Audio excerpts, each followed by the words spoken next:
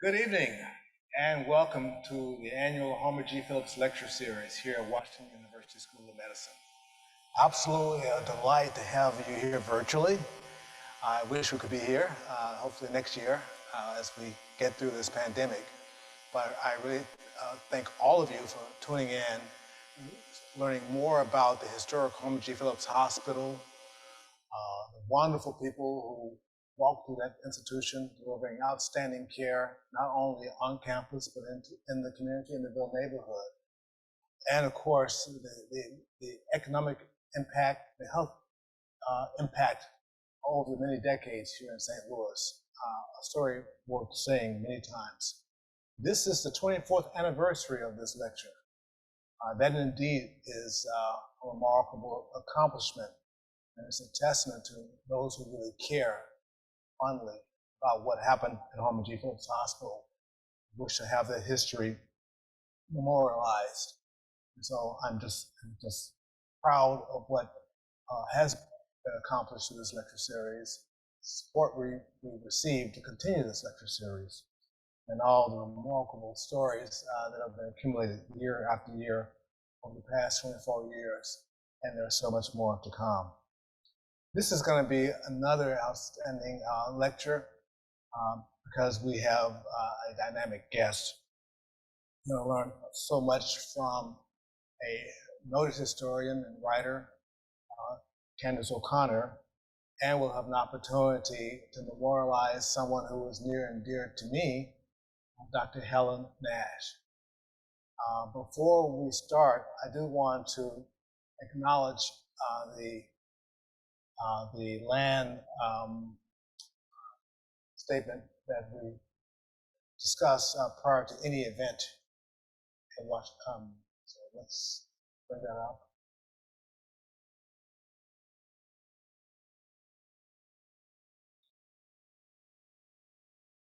Oh, here we are. And so we recognize the sacrifices of the Native Americans through this land acknowledgement in honor of the Native Indigenous people in this country. We begin by acknowledging that we gather today on the ancestral lines of the Miami, the Sioux, and Osage peoples who were removed unjustly, and that we in this community are the beneficiaries of that removal. We honor them as we live, work, and study here at Washington University School of Medicine. Thank you for that memorial. We want to start now with remarks by Honoree Wilson, who is Associate Vice Chancellor for Diversity, Equity, and Inclusion. So please turn your attention to the upcoming video.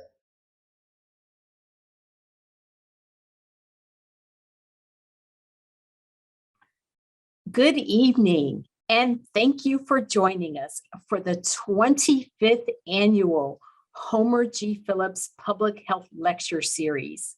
I am Dr. Honoree Wilson, Associate Vice Chancellor and Associate Dean for Diversity, Equity, and Inclusion in the School of Medicine. And I am very pleased that our office is once again sponsoring what I am sure will be an exceptional program. The Homer G. Phillips Lecture Series is one of our signature events, and this year is particularly notable because you will hear from distinguished historian Candace O'Connor, and we will also highlight the extraordinary medical career of Dr. Helen Nash. Today's program actually comes at the conclusion of another historic event in the School of Medicine, and that is the launch of our week-long Understanding Systemic Racism curriculum with our very first cohort of equity champions. The foundation of that curriculum is a timeline of the desegregation of the WashU Medical Campus. The timeline includes the School of Medicine, as well as Barnes Jewish and St. Louis Children's Hospitals, so certainly connects directly to Candace O'Connor's work. And of course, that timeline includes the recognition of Dr. Helen Nash, who, as the first African-American physician on staff at Children's Hospital, paved the way for other physicians and healthcare professionals. This evening's program is an opportunity for us to honor her legacy.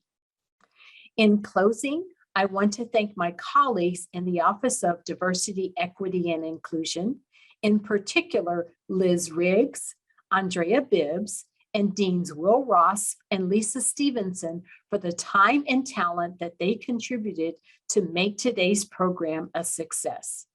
Once again, I thank you all for attending, and I will turn the program back over to Will so that he can introduce this evening's speaker, Candace O'Connor.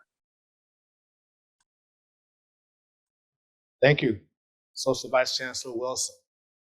It absolutely is my honor to introduce Candace O'Connor. I've had an opportunity of knowing and working with her over many years, and just have followed her writings over more than a couple of decades. It's quite a remarkable career. Candace O'Connor is an award-winning freelance writer, editor, and dare I say historian. I want to add that to her long list of notables.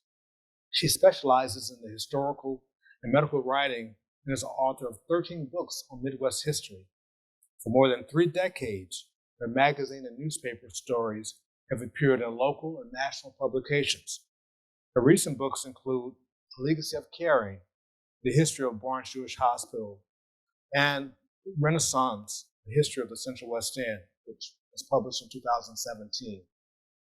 She has so many other books which capture the history of the medical center, both our radiology departments, neurology, surgery, medicine, history of Children's Hospital, a particularly notable history of Children's Hospital entitled Hope and Healing, St. Louis Children's Hospital, the first 125 years.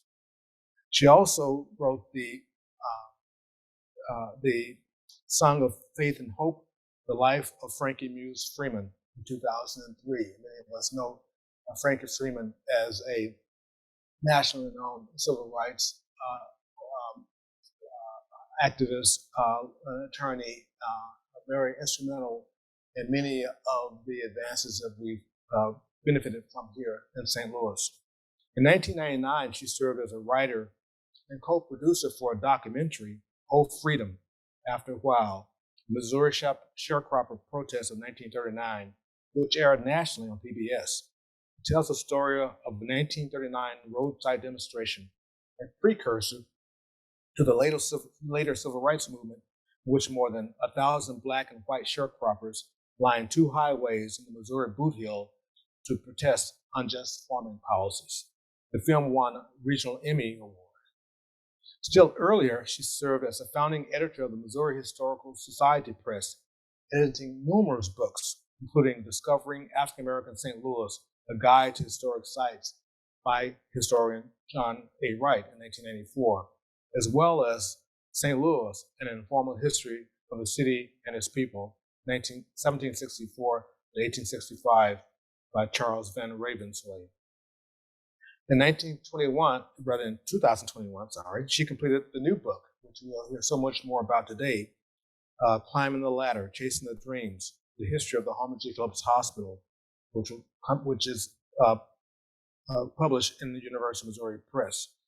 This notable book traces the history of the only public African-American hospital in St. Louis, using the voices of former nurses and physicians, along with in-depth research. She describes a life in a hospital known as Honoree G, which opened in a gala 1937 dedication and closed in a bitter controversy in 1979. There's so much more to say about her and what she's done locally, nationally, and I look forward to this and many other accomplishments coming from Candace O'Connor. Candace grew up in Rochester, New York, and graduated from Cornell University. Today, in her volunteer time, she enjoys tutoring young students and working with newly released ex-offenders. She and her husband, a retired dean from Washington University, live here in St. Louis. They have 2 daughters and 4 grandchildren, who I know are also immensely proud of Candace O'Connor. I present our speaker this evening, Candace O'Connor.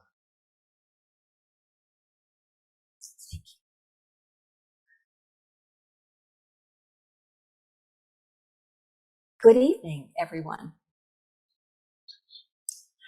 Thank you so much to Dr. Will Ross for that very generous introduction and for being such a great collaborator throughout this project.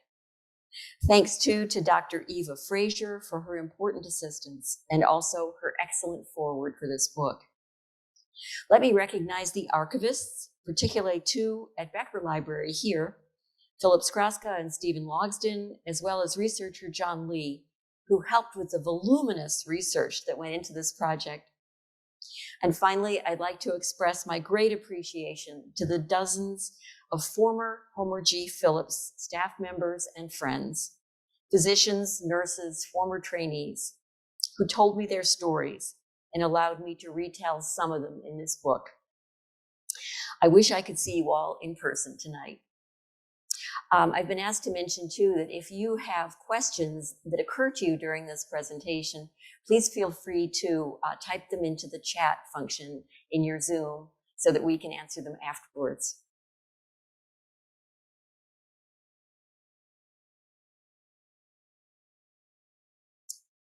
The people I spoke to had seen diverse aspects of the hospital's life, from its opening in 1937 to its closing in 1979. Among the earliest group, I met with Alice Okrafo-Smart, one of the proud young nursing students who actually rode in the parade to the hospital's gala dedication in 1937. I spoke several times with Dr. James Whittico, who was more than 100 years old, but clearly remembered his first sight of the magnificent hospital where he would do his training. He told me that as he drove toward it, he was overcome with emotion at seeing such a building. Not shabby, not second rate, as most facilities for African Americans were then. In fact, he had to pull his car over to the curb on Whittier Street to compose himself. All he could do was murmur, "Oh my God, oh my God." All these people had unique stories to tell, and they each contributed different pieces to the hospital's legacy. But they all agreed about one key thing. Homer G. Phillips Hospital was, especially in its heyday, a remarkable institution. It attracted the best African-American physicians in the region. It offered extraordinary care to patients, including those who came bleeding and near death to its renowned emergency department. At a time when most medical schools were not accepting Black medical students, it trained some of the most talented Black residents in the nation to its large internship and residency program. And let's not forget the nurses. Many embarked by bus or train on the anxious journey from home, often from small towns in the rural South. These students, some of whom were leaving their communities for the first time ever, knew one thing clearly. For their hard-pressed families who had helped them scrape together the few $100s of precious tuition money, their failure was not an option. They had to succeed, and they did, despite strict teachers and a rigorous curriculum.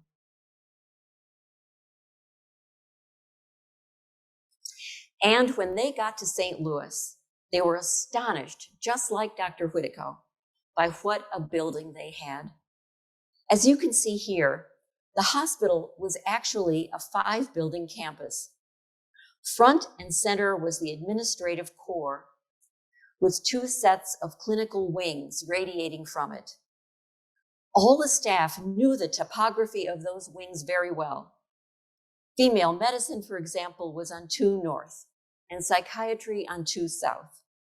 Pediatrics on 5 south, and ear, nose, throat on 5 north. Out back, you can see the nurse's large dormitory in the upper left, located on Good Avenue and connected to the hospital by a tunnel. Next to it was an annex for the mostly male trainees. Immediately behind the hospital was a service building with a power plant, you can see the smokestack, laundry, paint rooms, sewing rooms, and cafeteria. In this set of buildings, people's lives changed, most often for the better. And not only the thousands of mostly African-American children and adults treated here as patients, they, of course, gave the hospital its mission and focus. I also mean those doctors and nurses I mentioned who came here as students and trainees. In many cases, they arrived as refugees from poverty and discrimination and left as members of the middle class. Take the nursing graduates, for example. As I say in the book's introduction, they moved on to fine careers across the country. Often they only had to mention that they were from Homer G. Phillips School of Nursing, and doors opened or jobs materialized. They had lives they could never have dreamed possible. And that's why I called the book Climbing the Ladder, Chasing the Dream. As nurse Georgia Roan Anderson put it, you can't climb up if there's not a ladder or some way to move yourself up. In the areas where we came from, there were no opportunities. So Homer G. Phillips was the ladder for me, and I'm not sorry that I started climbing. The impact of this hospital is all the more amazing when you consider that it only existed for 42 years. What led to its construction and who was behind it?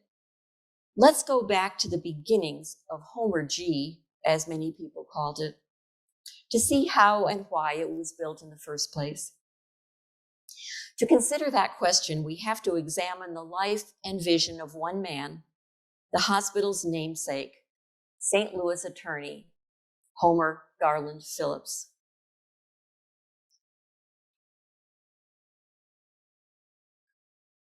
In 1878, he was the second to last child born into a large family living just outside of Sedalia, Missouri, in the tiny town of Smithton. While his mother had died, his father, Samuel, a Union veteran of the Civil War, was a farmer there. Here's a photo I took of Samuel's grave in Smithton.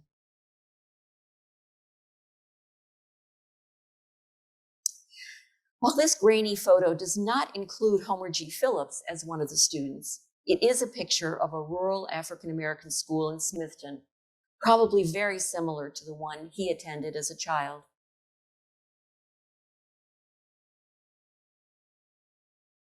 Obituaries and census records show that some of his brothers became laborers, but Homer had serious ambition. In 1893, a new college for Black students had been built in Sedalia by the Methodist Episcopal Church and named for the city's founder, Union General George R. Smith. Here's a close-up of some of the students, male and female, gathering on the balcony. Newspaper accounts show that Homer became one of its early students, likely received scholarship support, and even joined the school choir. After graduation, he took a year off to work and save money so he could go off to the Howard University Law School in Washington, D.C. Here is the Howard Law School ledger book showing the entry for Homer G. Phillips.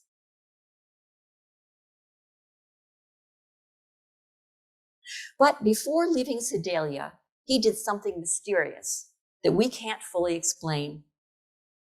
He changed his name. At birth, he had been John Wesley Phillips, but in 1899, he appeared before the Pettis County Circuit Court and petitioned to be renamed Homer Garland Phillips. No one quite knows why, though it was perfectly legal. Stay tuned because there is another naming mystery later on as well.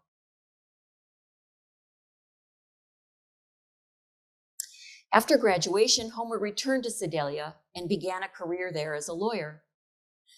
But a few years later, his father died, and perhaps that was the trigger for him to find a larger stage for his talents.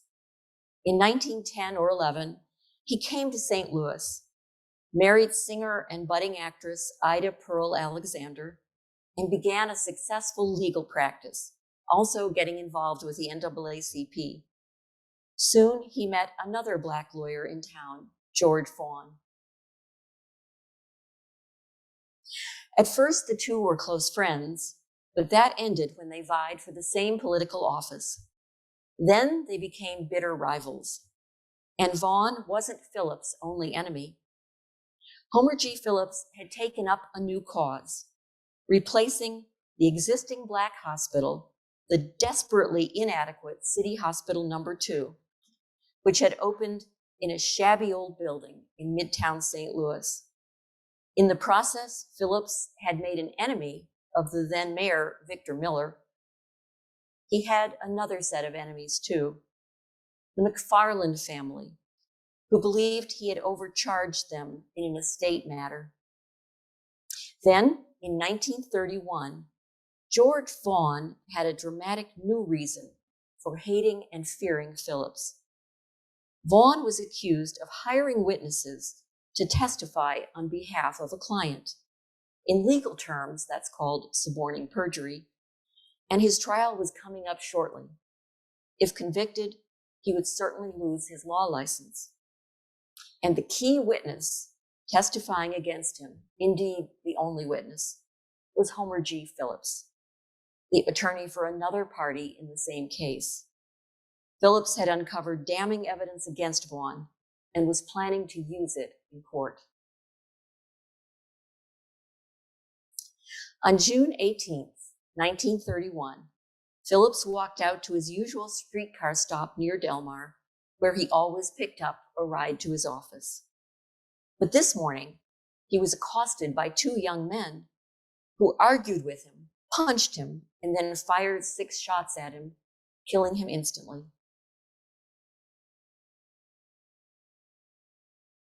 This was not a crime committed in the shadows. Many witnesses saw what happened close up. One was, I think, only 10 feet away, and easily identified the two men later. One of them was the son of the McFarland family. The police picked the men up quickly, and at that point, they had no alibis. But suddenly, within days, they somehow had several witnesses ready to testify that they were across town at the time of the murder. Who could have rounded up those witnesses for them?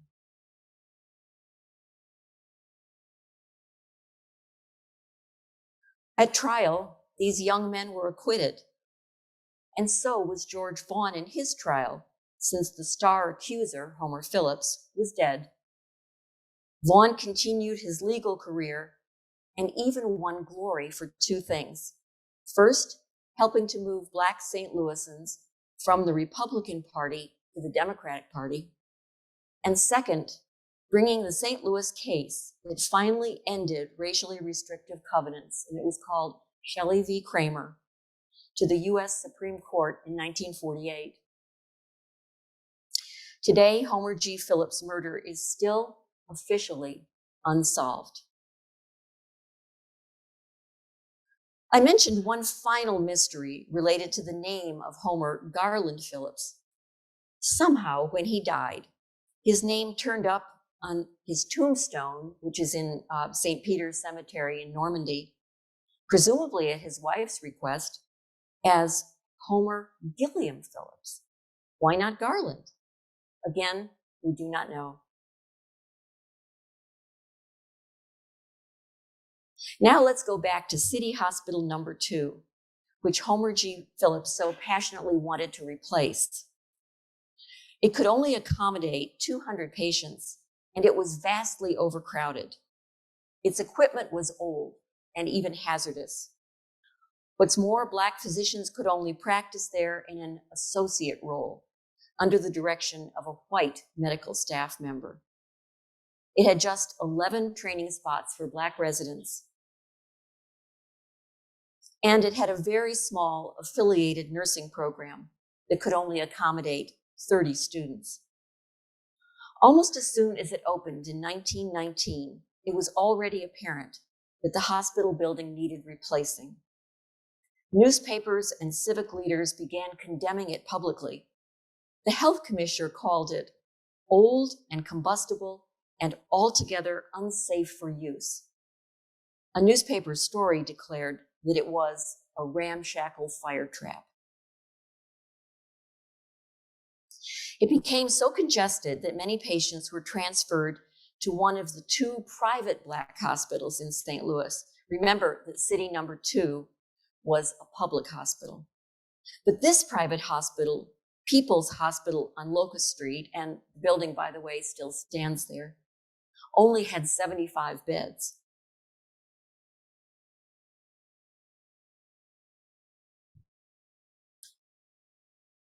Pressure mounted for a new public hospital, larger and more up-to-date than city number 2, particularly after a tragic event occurred. A talented Black trainee, Bernice Yancey, was working with some old defective X-ray equipment when he was electrocuted by a live wire. Clearly something had to be done, and Black leaders, including Homer G. Phillips, led the fight for a brand new hospital. For once, the city did have the money, $1 million from an $87 million bond issue, and that million was earmarked for a Black hospital. The Board of Aldermen had kicked in $200,000 more, and there was even a chance of some funding from the federal government, which finally did come through. But some aldermen began eyeing that sizable nest egg and figuring out how to chip away at it for their own purposes. They raised a new possibility. Why not build a Black annex to City Hospital number 1, the other public hospital, and the white public hospital? It would cost less than a freestanding hospital. The 2 hospitals could use some of the same staff and save money on supplies. Black leaders were not fooled. They saw this quite rightly as an attempt to return to the discriminatory practices of City Hospital number 2. No Black faculty in charge, few Black trainees, a white nursing director, and probably, once again, inferior conditions. Some declared that this idea would amount to segregation with humiliation. It was an old story of injustice that continued to resonate across the nation. See this 1930s era cartoon from St. Louis's Star and Times newspaper. Here is a helpless Black patient being attacked by disease despite the inert presence of hospitals beneath him. And note the bony hand of death, which is lurking off stage to the left. And in the 1930s, Black people were suffering and dying disproportionately from many diseases, among them tuberculosis. But a movement to build all Black hospitals on separate campuses from white hospitals had been growing nationally. By 1900, there were 40 such hospitals across the United States, including Freedman's Hospital in Washington, D.C., and Providence Hospital in Chicago. These hospitals usually had Black attendings, Black heads of nursing, a large number of Black trainees, and a Black patient base. This was the kind of hospital that Homer G. Phillips and others began pushing for, and they wanted it located at the heart of Black St. Louis, a thriving neighborhood known earlier as Elliotsville, but by the 1930s as the Ville. I don't know whether you can see the details here, but the Ville, located on the north side of St. Louis, made a wonderful spot for a new Black hospital. It was a richly diverse area with African-American residents of every economic level, from janitors to lawyers and doctors, who, because of the racially restrictive covenants that we discussed, could not purchase homes in many white neighborhoods. It made a great place for children to grow up. The rules about manners were strictly enforced. As Nurse Mary Crawford Lane recalled, children always gave a respectful greeting to adults they encountered. Folks would be sitting on porches and reading the paper, said Mrs. Lane, and 9 times out of 10, you've spoken to them already once that day, but you got to speak to them every time you pass by. So you'd say, good afternoon, and they would say, mm-hmm. And I'd be thankful because they wouldn't be saying to Mama, Mary didn't speak to us when she came by the other day.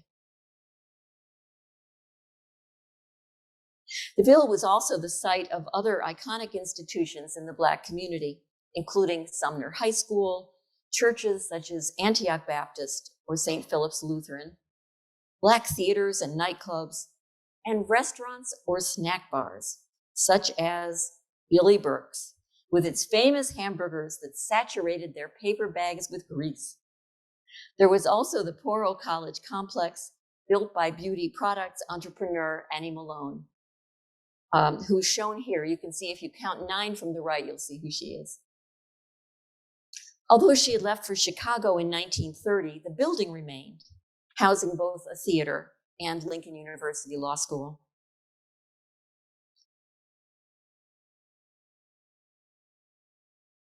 City architect Albert Osberg designed the hospital's Art Deco style building, and it was spectacular. Created of buff-colored brick, ornamented with yellow terracotta bands. Its interior layout was planned by a blue ribbon committee of local hospital officials. Before the hospital opened, city officials also gave it a name, Homer G. Phillips Hospital, for the murdered attorney who had so ardently championed its cause. It took years to complete, and the mayor tried several other tricks to prevent it from going up, and all this I recount in the book.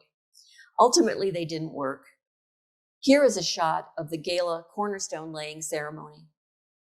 Victor Roberts and his parents had moved to Whittier just as the demolition for the hospital was taking place, and he recalled the neighborhood kids sneaking onto the construction site after hours to play with all the building supplies. Finally, the new complex was finished, and newspapers covered it lavishly, praising its size. It covered almost 2 city blocks and had required the demolition of 100 houses, and showing its crisp rows of iron bedsteads. The name, they said, would be Homer G. Phillips Hospital for the Colored, later shortened to simply Homer G. Phillips Hospital.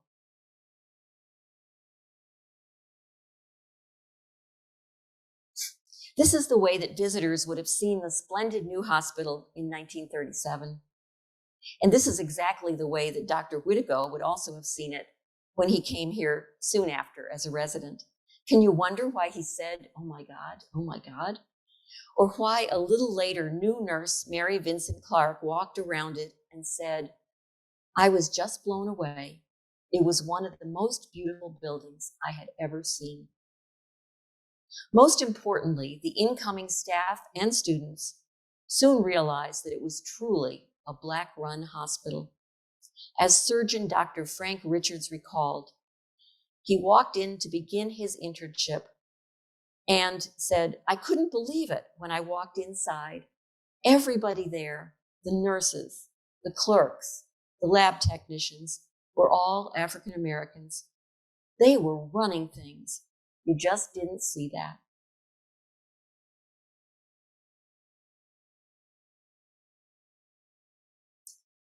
On February 22nd, 1937, a gala dedication took place. It began with a 2,000-person parade winding through the Ville, continued on with a ceremony on the hospital grounds, and culminated in tours of the hospital. Locally and nationally prominent dignitaries were there to speak and be noticed. Harold Ickes, the Secretary of the Interior under Franklin Roosevelt, the governor, medical deans, Annie Malone herself back from Chicago, and even, believe it or not, Attorney George Vaughan. Altogether, some 10,000 people attended.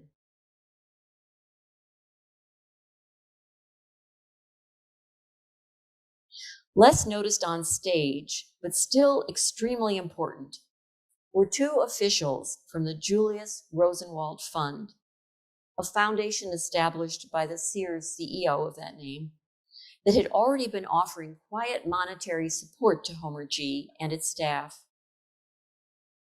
Also on stage was someone else, a heartbroken woman, Ida Pearl Alexander Phillips, the widow of Homer G. Phillips.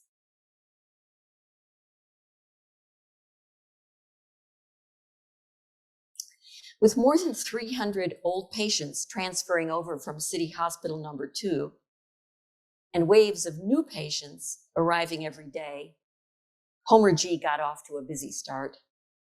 There were some 685 beds, and more than 500 staff members worked there. The medical director at the beginning was Dr. Henry Hampton, father of the Henry Hampton who created the PBS series Eyes on the Prize.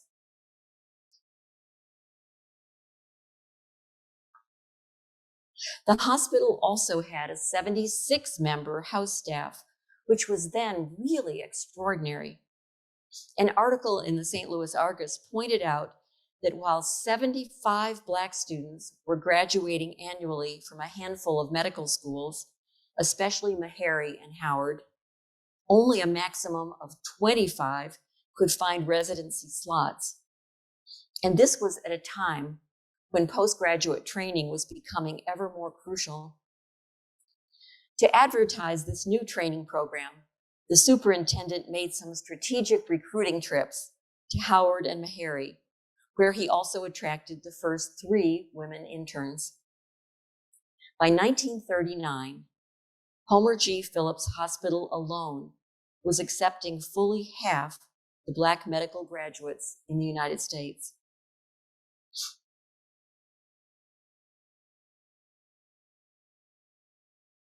And working alongside these residents and attendings, as always, were more than 100 nurses and nursing supervisors.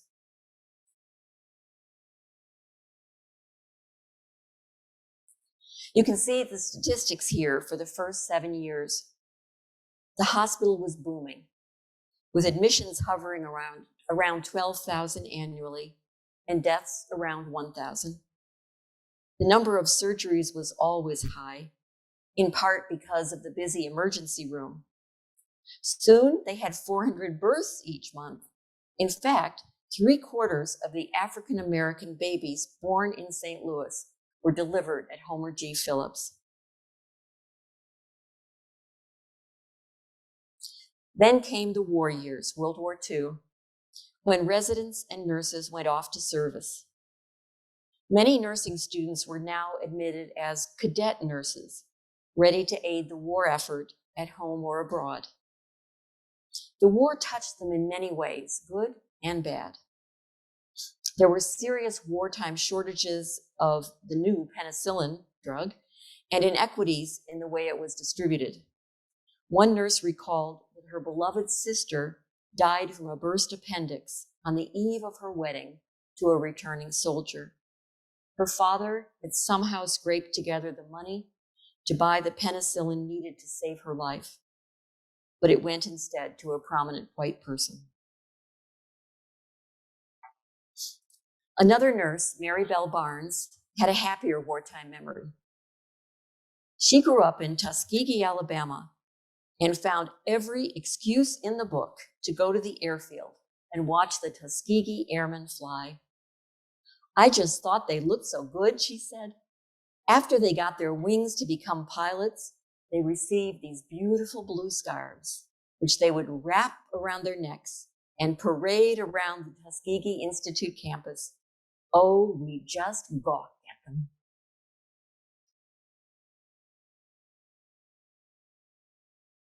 The 1940s and 1950s were extremely busy, productive times at the hospital. In 1950 to 51 alone, Homer G admitted nearly 18,000 people, including 3,242 newborns, and treated some 56,000 people in the emergency room. As Georgia Anderson recalled, Homer G. Phillips was a happy place in the 1950s. We felt that what we were doing was of value to the community and the world, and it was. We were a proud group. So, who were some of the medical heroes of this hectic period? Perhaps the brightest star of all was eminent surgeon Dr. William Sinkler, who had trained at the old City Hospital No. 2. Afterwards, he joined the Homer G staff, becoming medical director in 1941 and then head of surgery in 1956. Amid an array of outstanding practitioners, Dr. Sinkler stood out for his leadership, his devotion to the hospital, and the rigorous program he helped to develop. He was the biggest influence during my training, said Dr. Frank Richards. He was a stickler for excellent treatment, said all the doctors, and he was sometimes known as the Little Napoleon.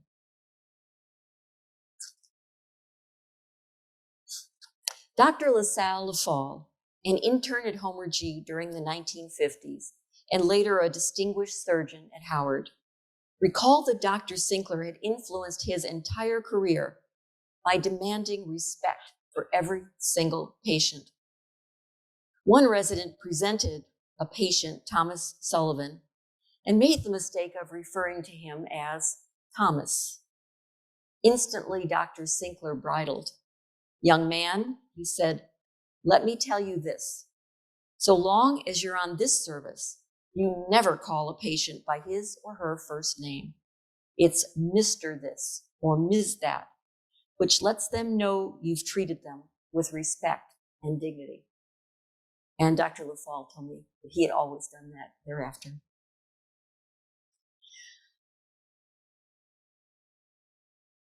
Another hero of the hospital was a surgeon, Dr. William Smiley, who had trained at the hospital himself and later became head of OBGYN.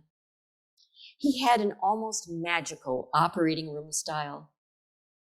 He would put various instruments like scissors, a clamp, or a retractor on his fingers and flip up whichever one he needed. A surgical nurse I spoke to called him a one-man band. Yet another hospital leader who had trained there as well was Dr. William Allen, the head of radiology. He later won a gold medal from the American College of Radiology for his distinguished service to the field. His department was incredibly busy, doing some 25,000 radiology exams per year.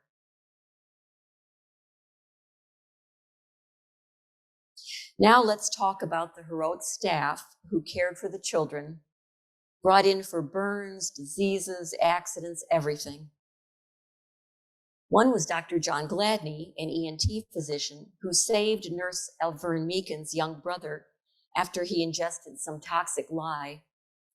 But the family I heard so much about are being honored here this evening. Renowned brother and sister pediatricians, Doctors Helen and Homer Nash. Let me start with Dr. Helen Nash, who trained at Homer G and in 1950 became Associate Director of Pediatrics. She was also the first Black woman to join the St. Louis Children's Hospital staff. She was enormously devoted to her pediatric patients, but she was also exacting. As pediatric nurse Jobina Moore Foster said, Dr. Helen Nash would come through and a lot of the nurses were nervous about her questions. She'd want to know why this patient's blanket wasn't a certain way. She was strict. But I wouldn't be afraid of her because I knew she wanted us to learn. She wanted us to know how to take care of those children. Together with nurse Mary Vincent Clark, Dr. Helen Nash also made a long overdue change, vastly upgrading the unit for premature babies and slashing the mortality rate for these tiny babies.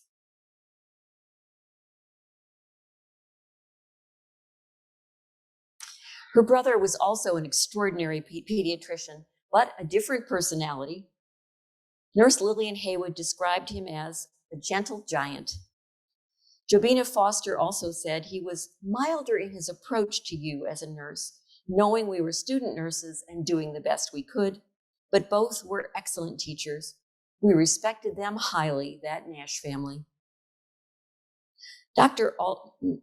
Nash was also a wise doctor.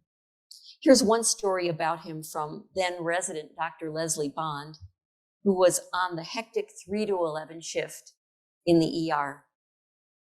Dr. Bond said, I was down seeing children there, and I kept sending patients up to pediatrics until Homer Nash finally called down and said, Les, do you know what penicillin is?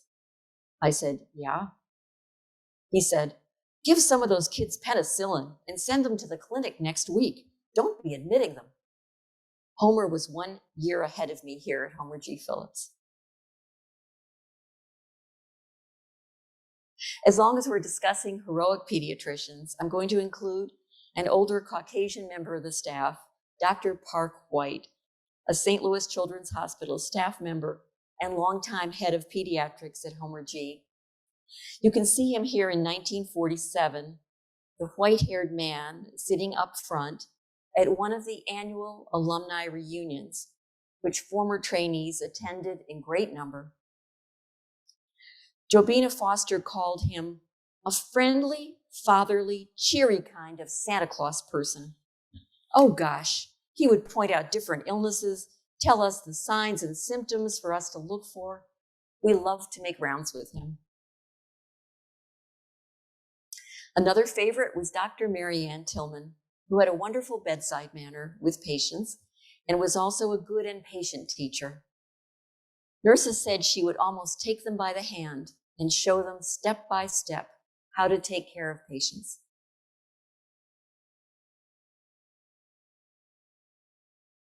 The pediatric nurses also went the extra mile. Nurse Lillian Haywood told me the story of an impoverished woman who had given birth at the hospital. When she left, she forgot her baby blanket. So Ms. Haywood decided to drop it by the address she had given. But when she got there, she discovered that the young woman was living in an unheated garage out back with only a space heater for warmth, and this was the wintertime. She was keeping her baby's milk cold in the snow.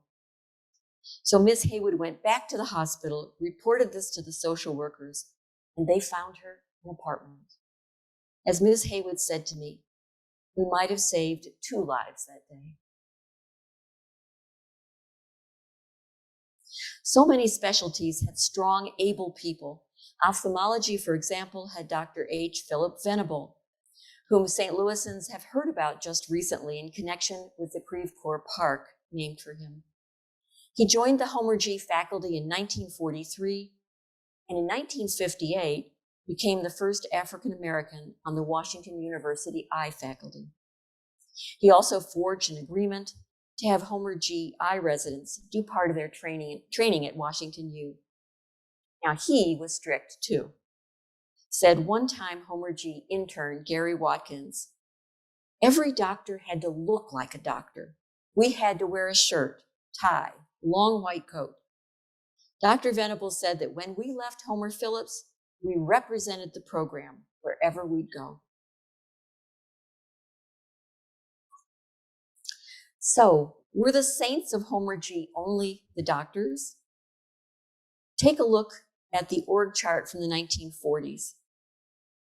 The hospital had not only nurses, but a huge cadre of other employees, including the housekeepers, carpenters, security staff, and so on, who all made it run smoothly.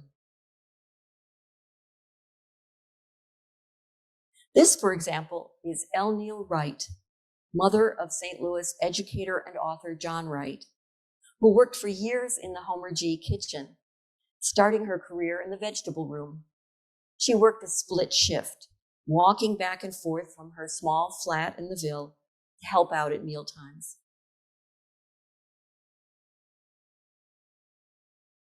And of course, the largest category of heroes and heroines from the 1940s to the 1960s were the nurses. Among the most memorable was the tiny but powerful Mabel C. Northcross, known as Ole Miss, who ruled in the operating room, watching everyone like a hawk for the least infraction. Richard White told me that she rapped his knuckles once with her forceps. Trainees recalled being sent packing when they were a few minutes late for a procedure. Miss Northcross was also known for her pithy admonitions. "You all move like hogs and sheep going to the pasture. The sheep said to the hog, 'Can't you walk a little faster?'" She was also brutally honest to the young women. Surgical nurse Dorothy Thornton remembered her saying, "Honey, the doctors don't want you. They got wives at home. So don't be smiling at them. Just do what they tell you to do."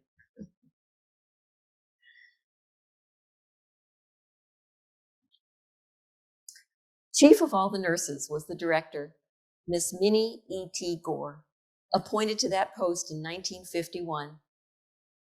Here she is shown at a later date after her retirement. As Nurse Wanda Trotter said, "Oh my God, I was scared of her. I was never called to her office, which was a good thing. If you were called to the office, you were in trouble."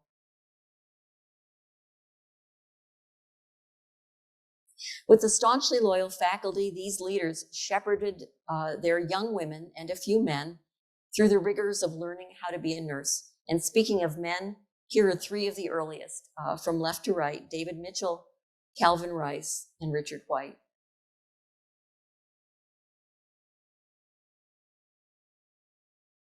The students worked hard in the library and in their classrooms.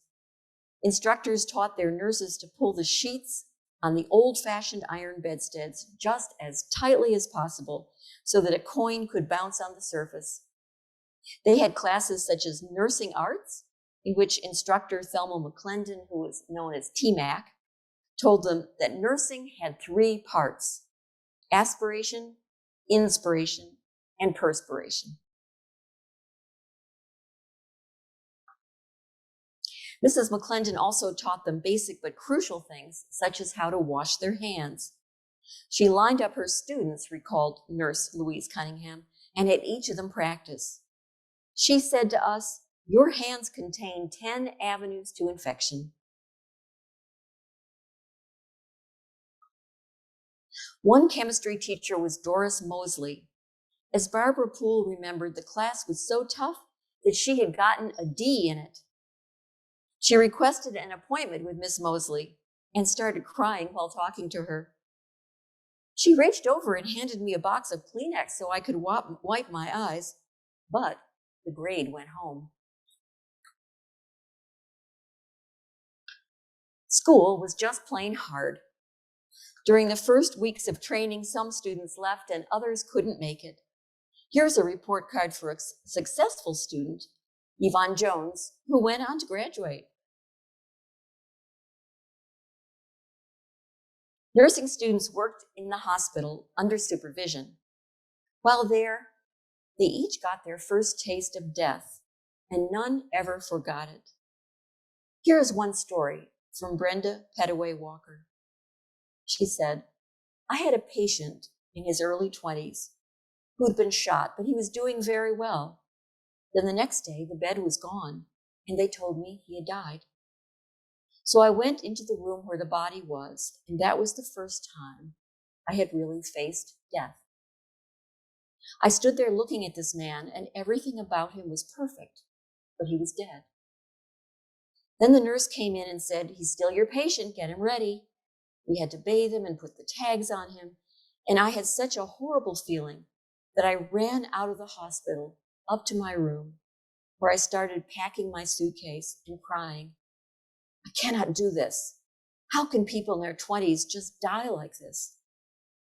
All of a sudden, I looked up, and there was Miss Gore, who seemed like she was 7 feet tall.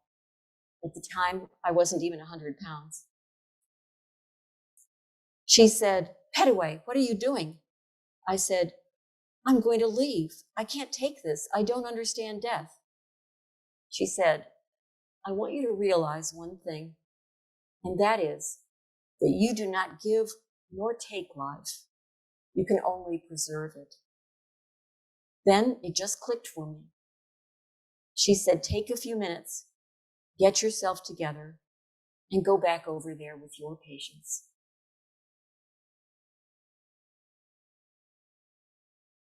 When they were not on duty, nursing students spent time in their small but pleasant dorm rooms. In that building, a house mother was in charge, making sure there was quiet. Some instructors, including Minnie Gore and Mabel Northcross, lived in apartments within the same dormitory, and Miss Gore provided evening snacks for the kids. Here's a page from a nursing brochure with a roundup of some nursing activities. I don't know whether you can see them very well, but some of the shots show pieces of the nursing dormitory, its lounges, recreation rooms, solariums, where eager students often played cards, and even its roof, where students got a breath of fresh air on brutally hot days. The hospital and dorm had places where the students could worship, but they could also walk to services at nearby churches. On Sunday mornings, said Georgia Anderson, the girls who wanted to go to Antioch Baptist got dressed in uniform. So here we were with Miss Gore, all starched and dressed. She even washed and starched her shoestrings. And she would have on the navy blue cape with the red lining thrown back. So we had our capes thrown back too. We used to laugh that she looked like a mother duck with all her ducklings behind her. The nurses wore uniforms and accessories, including clunky granny shoes, which some of them threw away the very moment they weren't required. Their caps, which they wore with pride, also had to be perfect. But clever students found an easy way to launder them, slather them with faultless starch, and flatten them hard against the dorm room mirrors. They would dry to stiff perfection. Now see the Homer G cap in the bottom left-hand corner. But on top of all the work, nurses also had fun at dances and balls, such as this one. Or in dates with young gentlemen, visiting local cultural institutions on school-sponsored trips, performing in shows, or going to the neighborhood movie theater and then trying to outwit the house mother when the film ran late and they missed their curfew. At the end of 6 months, those who had survived had a well-earned emotional moment, receiving their caps in a formal capping ceremony that signaled they were on track to becoming nurses. At the end of 3 years, there was graduation with proud family and friends in attendance. A former nursing director, Estelle Massey Riddle, came back to speak at Nurse Louise Cunningham's graduation, and her subject was On Beyond Zebra. "I've never forgotten what she spoke about," said Ms. Cunningham. "She said we needed to go on beyond Z. She was telling us to grow, to do more and more. I guess I took that to heart because I did go on beyond the diploma and I ended up with a master's degree." Now let's go back to the hospital itself and a local institution that had a major impact on it, Washington University School of Medicine. We already talked about Park White, a faculty member, but Robert Ellman was equally important. He served as head of surgery for many years and established truly collegial, not condescending relationships with staff and trainees, and everyone told me that. His goal, and that of Dr. William Sinkler, was to train young Black staff members so they could take over leadership of every Homer G department. As Dr. Frank Richards said of him, "He was my chief, and he was the greatest." In taking this role at the hospital, Dr. Ellman had the full backing of the almost godlike head of surgery, at Washington University, Dr. Evarts Graham, who came over to Homer G himself to give lectures and dispatched some of his best surgeons to do workshops and sometimes surgeries themselves.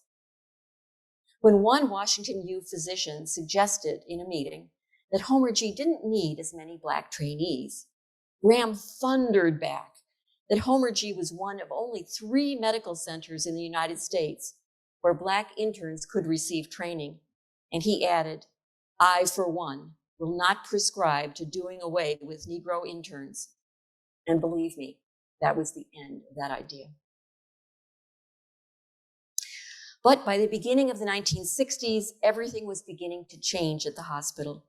3 of its key leaders and supporters, Dr. Sinkler, Dr. Ellman, and Dr. Graham, all died suddenly, and their relationship with Washington University began to founder.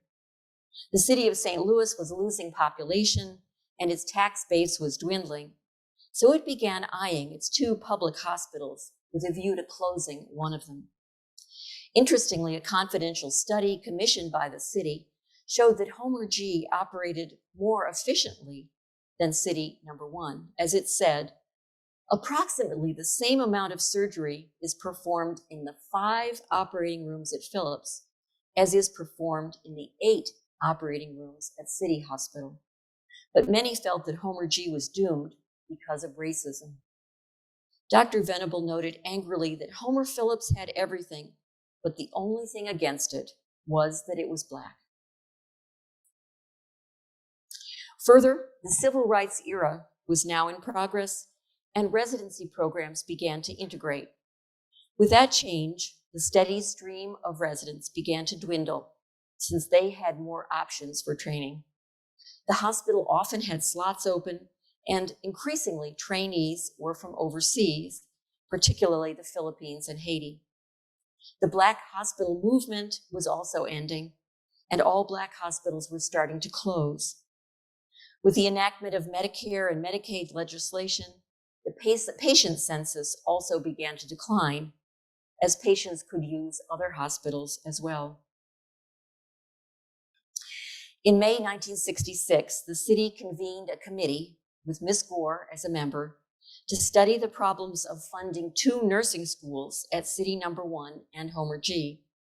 A year later, the 2 programs merged, creating a new school, the St. Louis Municipal School of Nursing, which eventually closed in 1981. Throughout its history, Homer G had graduated more than 1,000 nurses.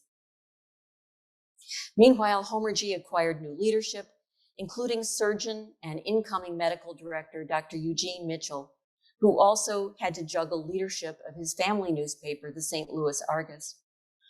No one ever again had the same dedication or commitment to leadership that Dr. Sinkler had had.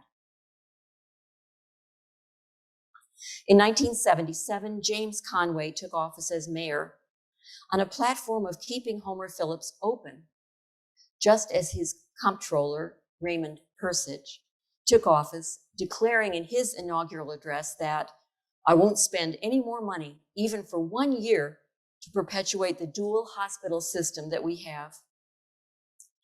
Mayor Conway appointed a task force headed by St. Louis University neurosurgeon, Dr. Kenneth Smith, to look at the 2 public hospitals. They recommended a brand new 800-bed facility to replace both of them at a cost of some $50 million. But where would the money come from? So one hospital was almost certainly still going to close. Some white newspapers came out in favor of keeping City Hospital, declaring that, after all, Homer G was smaller. Others maintained that City Hospital was easier to get to, though one Black resident countered with, "Not if you live in our neighborhood." Celebrities, including comedian and activist Dick Gregory, came to town to express support, while supporters of Homer G, including staff members such as nurse Zenobia Thompson, rallied to defend it with sit-ins, sleep-ins, rallies, and debates. A group called the Ad Hoc Committee to Save Homer G and Other Public Hospitals formed and held a 24-hour-a-day vigil to prevent the closing. Nearly 50 people were arrested after trying to meet with Mayor Conway. Yet despite all this, there were signs that the end of Homer G was near, as some patients and services were quietly transferred to city. On August 2nd, 1979, the city declared that no new patients except ER clinic patients would be admitted to Homer G. Then, very early on the morning of August 17th, staff members were coming into work at Homer G as usual when they heard helicopters overhead and saw busloads of police in riot gear arriving. City officials had carefully planned this day with the police and managed to keep their plans from leaking out. Protesters tried to form a human barrier to keep ambulances from taking patients away, but they were drastically outnumbered. All in all, Mayor Conway says now that he was pleased with the way they conducted the closing and that he was surprised at how smoothly it all went. Maybe we overplanned, he said. In the next election cycle, Mayor Conway faced serious political consequences. He lost the primary to an alderman, Vincent Shamel, who promised to reopen Homer G.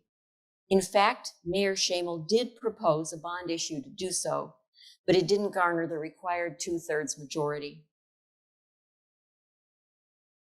Then he gave up. And in 1985, he also closed City Hospital. Further efforts by Zenobia Thompson with activist Wally Amusa to pass a 1-cent sales tax for Homer G failed, and it remained closed. The building languished for years, but then in 2002, a miracle occurred. Developer Sharon Thomas Robnett launched a lavish $42 million renovation, and it reopened as a beautiful 220-unit senior living facility.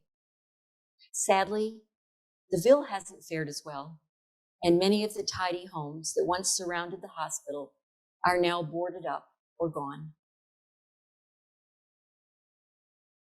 Today, thanks to Dr. Will Ross, Washington University holds this annual event in honor of Homer G. Phillips Hospital.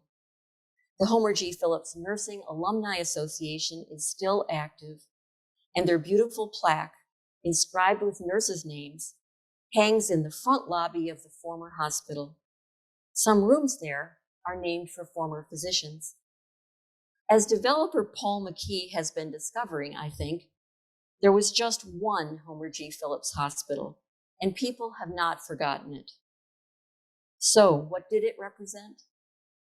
Excellent African-American doctors and nurses creating a high standard of care for their Black patients, who were all justifiably proud of this extraordinary place.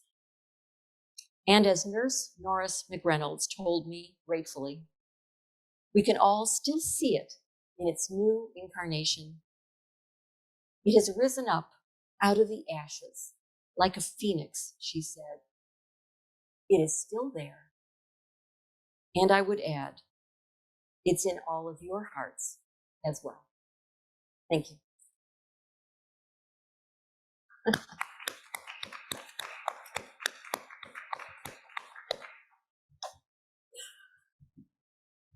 I'm going to ask Candace to join me here. That Sure. was an outstanding lecture, a trip through a part of history that we should all recall.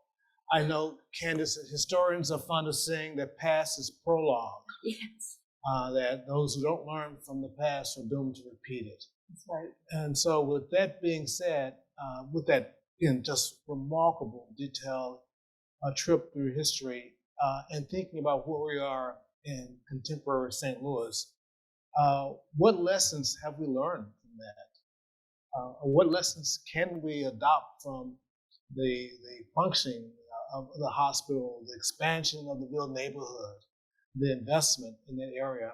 Are those lessons that we can apply now, or is that simply just another time that is lost?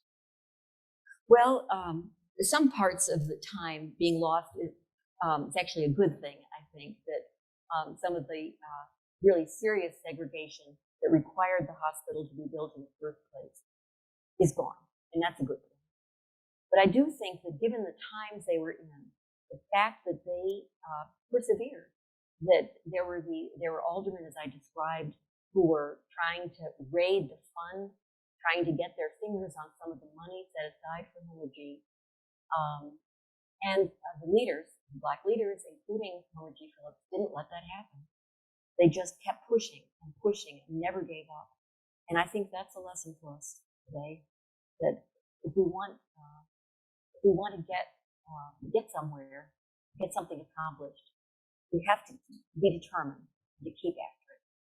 Yes, and I really hope that lesson I know that lesson has been picked up by today's civic leaders, activists, those who are pushing aggressively after the Ferguson protests and even George Floyd protests. They've learned that you simply cannot let up.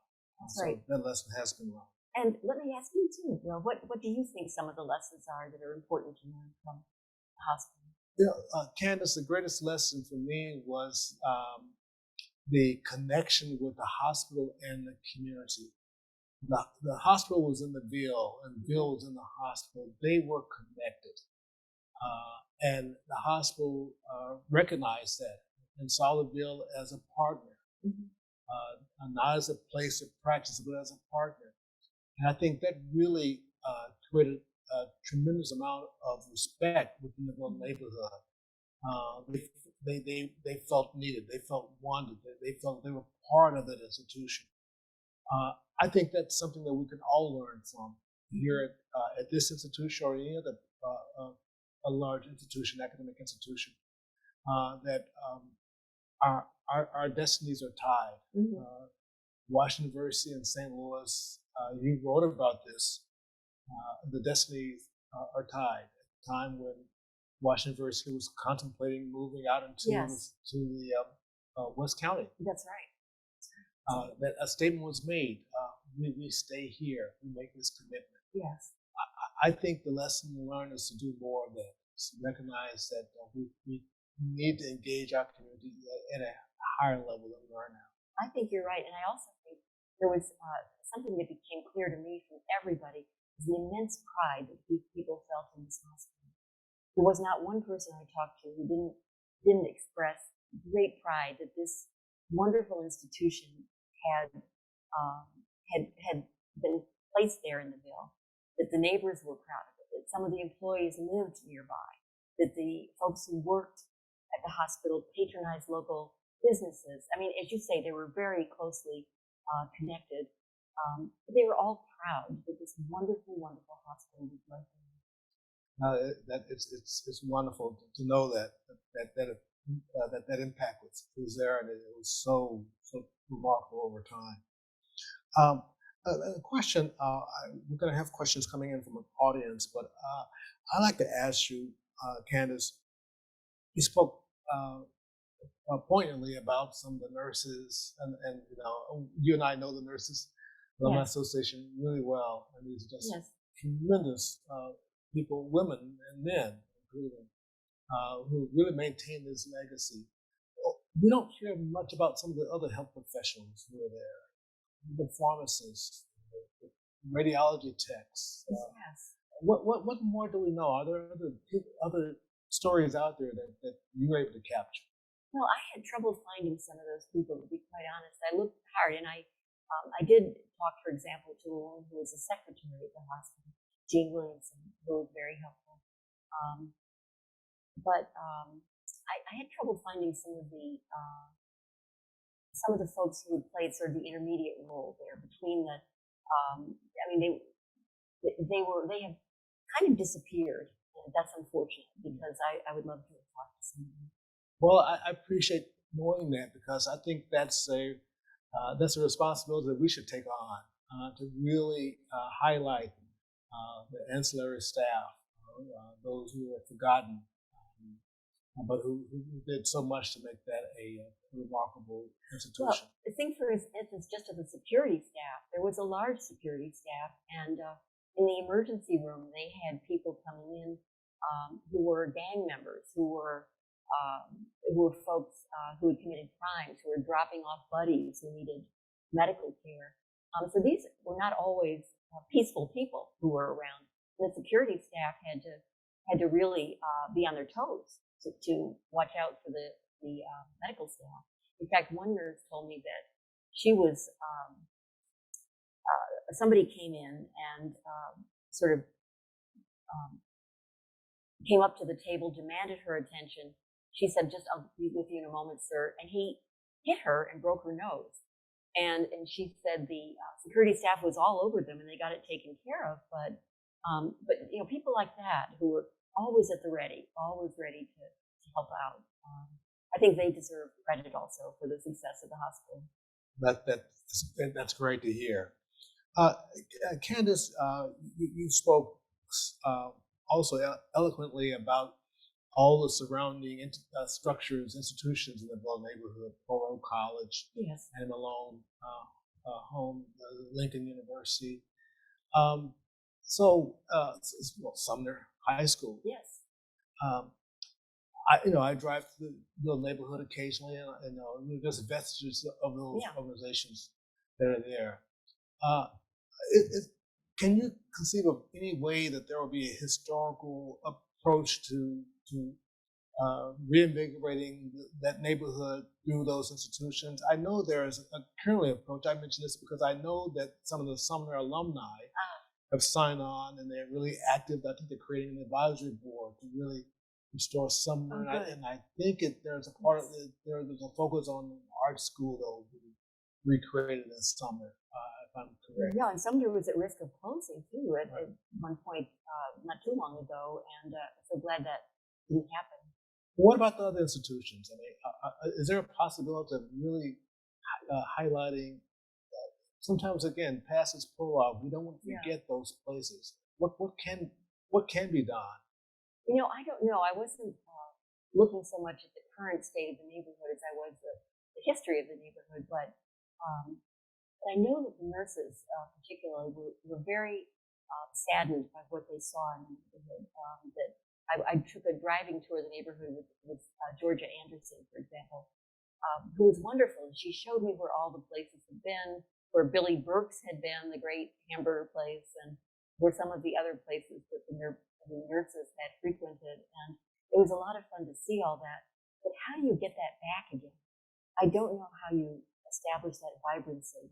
I think the mill started declining, unfortunately, after the Shelley v. Kramer decision, because suddenly some of those African-American doctors and lawyers who had been forced to live there suddenly could live other places, and they moved away, and that actually harmed the neighborhood in some ways, because the children there had so many different kinds of people to use as role models, and once those folks were gone, it was difficult. Now the issues of desegregation are somewhat of a paradox, aren't they? Yes. Lastly, the book. Can you tell us about when the book is going to be available? Thank you. It's being published by the University of Missouri Press, and it should be out, I think, by early November. And if anybody wants it, you're welcome to order it. It's available, I think, on Amazon or through the university website. Well, we look forward to it. But thank you very much. Candace, I want you to stay right there for a minute, please. Sure. That truly was an inspiring, remarkable journey, acknowledging the contributions, the legacy of that hospital. We at Washington University want to recognize your contribution to the history of St. Louis through your many works, your extensive writings that I have at home in my office. We have, as a community, we have to learn from our past, and you have chronicled that. You have memorialized all the things that we need to remember. And so, on behalf of Washington University School of Medicine, we want to offer you this award of merit. This reads, "In recognition of excellence in scholarly writings chronicling the history of the legendary Honoree Phillips Hospital and accomplishments as an award-winning author and editor, given this 15th day of October 2021, Washington University School of Medicine. On behalf of David Perlmutter, Executive Vice Chancellor for Medical Affairs, and Dean, and Will Ross, Associate Dean for the University. Oh, how very kind of you. Thank you. I'm honored to receive this, but let me also add that with any project, there are many people involved. It isn't just a one-person project. And of course, with this one, you were very involved and others as well. So I accept this gratefully for myself, but also for the others who helped. So thank you. You're so welcome.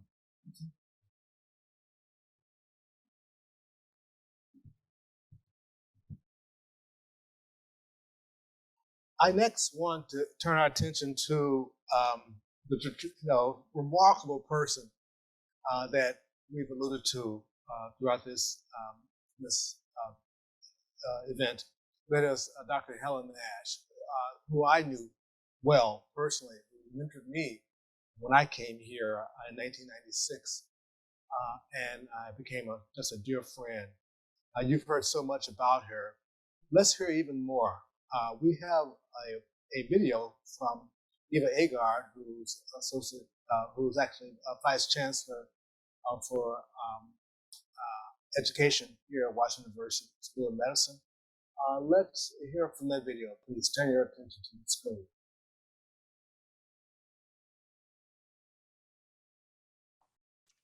Hi, I'm really sorry that I can't be there for the Homer G. Phillips lecture. It's become one of my favorite events, and I always enjoy learning from this event and getting to meet some of our amazing community members. I, however, did want to take a moment to first of all say welcome, and second of all, I have the very significant privilege of speaking briefly about Dr. Helen Nash, and I'm going to do so right now. So Dr. Nash, I didn't get an opportunity to meet her before she passed away, but she was one of the first people that I heard about when I moved here to Washington University 4 years ago, and about her legacy. So it gives me a great amount of honor to be able to talk about her briefly today. She was born in 1921 and lived until 2012. And she had a really remarkable background. She came from a physician family, and she got her BA from Spelman College in 1942, followed by her MD from Meharry Medical College. My understanding is that it wasn't clear that the family 100% thought this was a good idea, but after seeing how amazing she was and how well she was doing, ultimately decided to support her. And then she came and did her residency and chief residency at Homer G. Phillips Hospital. And as all of you know, at that time, internship and residency spots for Black physicians and Black women in particular were remarkably limited. And Homer G was, as you all know, one of the premier training hospitals for Black physicians in the United States. And so she came to Homer G to study pediatrics. And then she has contributed a remarkable amount over the course of her career. So she, after graduating from her residency, became the pediatric supervisor and associate director of pediatrics at Homer G from 1950 until 1964. One of the things that she is most well known for is her advocacy for children and families, and I'm going to talk a little bit more about that. But one of the big, really important things she did was travel around the country to see state-of-the-art neonatal care, and she designed the first state-of-the-art neonatal ward for premature infants here in St. Louis. She was also the first African-American woman to become an attending physician at St. Louis Children's Hospital, and that happened in 1949. And she continued there for the majority of her career.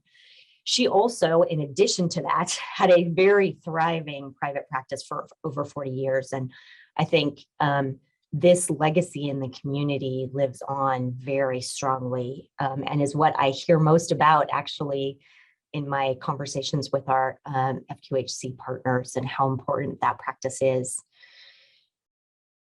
She stayed on hospital. She stayed as president of hospital staff from St. Louis Children's Hospital from 1977 and 1979, and contributed substantially to the way that St. Louis Children's Hospital practices. And then she retired in 1993, and became the Dean of Minority Affairs, and was in that position from 1994 to 1996 here at Washington University. And she, in fact, established that position, which now is thriving through the Office of Diversity, Equity, and Inclusion and the Office of Diversity Programs. So such a huge groundbreaker in medicine. But her legacy is even bigger than medicine.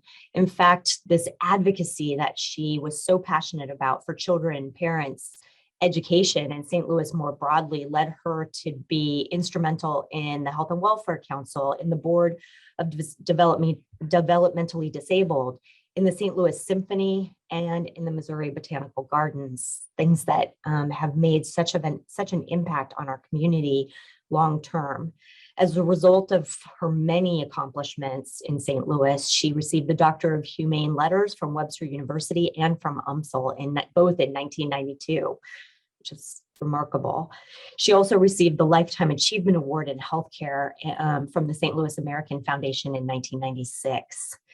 And then from St. Louis Gateway Classic Sports Foundation, she received the Lifetime Achievement and Walk of Fame Award in 2012. And then since 1996, WashU has bestowed the Helen E. Nash Academic Achievement Award on a student who met the similar qualities of perseverance, true excellence in what she does, advocacy, to a student who represents these things and serves as a scholarship for our students, something that is really remarkable. I think the students really value it incredibly and value this legacy. And then she's part of a broader legacy of the Nash family, who have contributed to who have over 3 generations been responsible for truly outstanding care to pediatric patients and families in the St. Louis region. And this contribution cannot be underestimated. It's remarkable, the values and the care, the excellent care and the advocacy that this family has provided to our community.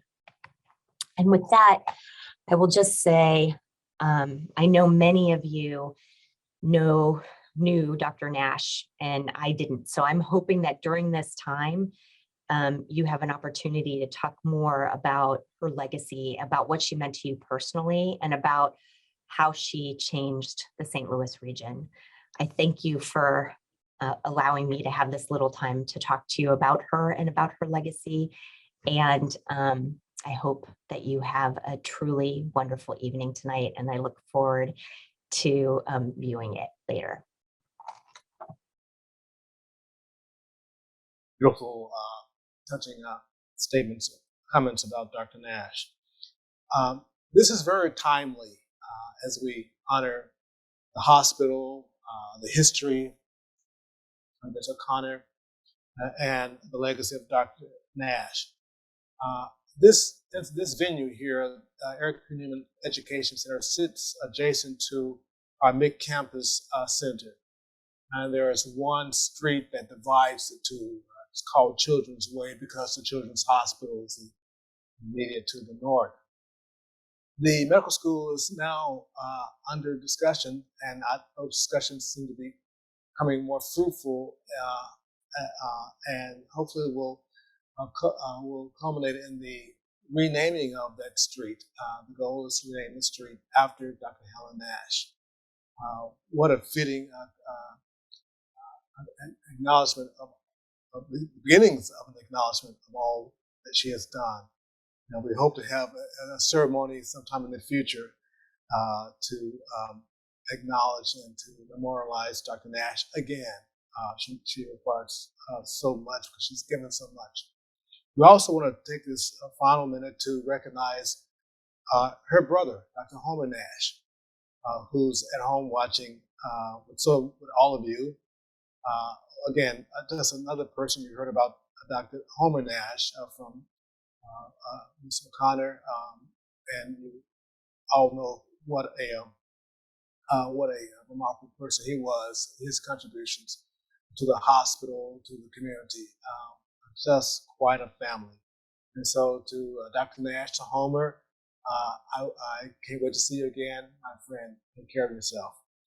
I want to now invite for presentation and comments the family of Dr. Helen Nash, represented by her niece, Dr. Allison Nash, and her husband, Mr. Dula. If you could both come up, please.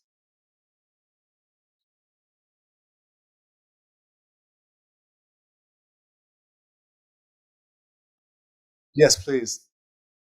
So, Allison, Dr. Nash, there are lots of Dr. Nashes in your family, but to you, Dr. Nash, you represent certainly the next generation of Nashes who made such contributions to St. Louis.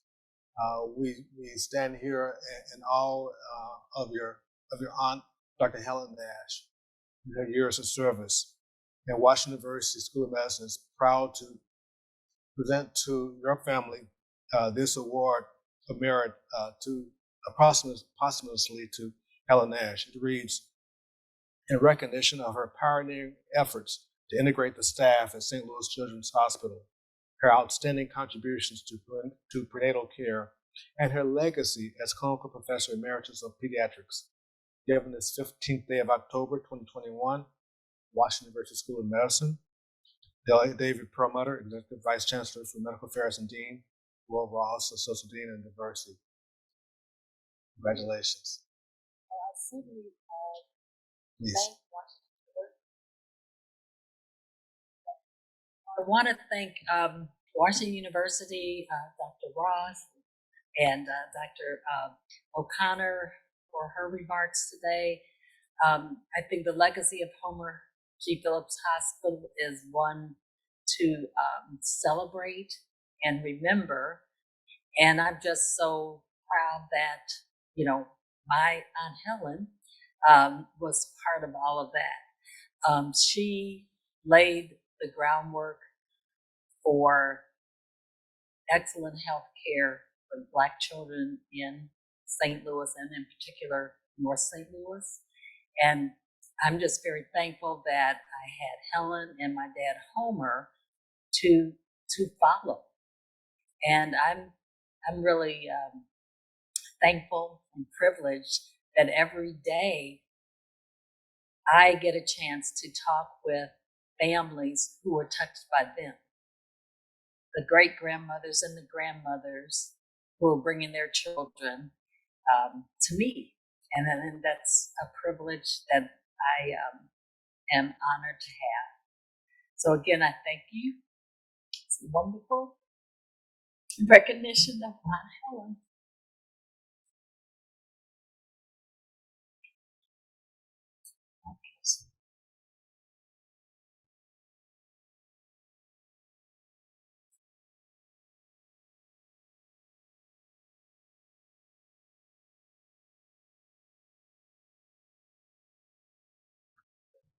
Thank you, Dr. Allison Nash. This has been just a beautiful, touching evening.